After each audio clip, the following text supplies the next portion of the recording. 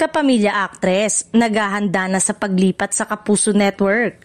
Usap-usapan ngayon sa showbiz ang posibilidad na lumipat sa GMA Network ang isang kilalang kapamilya actress.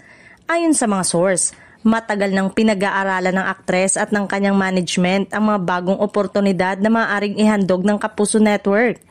Kabilang na ang mga bagong teleserye at malalaking proyekto. Bagamat wala pang opisyal na kumpirmasyon mula sa panig ng aktres, napapansin ng ilang netizen ang pagiging tahimik nito sa ABS-CBN project nito mga nakarang araw. Dagdag pa rito, spotted din umano ang ilang meetings ng aktres kasama ang mga executive ng GMA. Kung matutuloy ang paglipat na ito, ay may tuturing na malaking career move para sa kanya lalo na't bahagi na siya ng ilang matagumpay na teleserye at pelikula ng Kapamilya Network.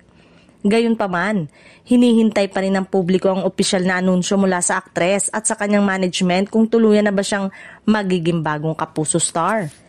Kamakailan lang ay naging maingay ang pag-alis nito sa matagal nang nagmamanage ng kanyang karir. Marami man ang nanghihinayang sa ginawa ng aktres pero para sa kanya ay isang hakbang umano ito para sa pagbabago ng kanyang karera.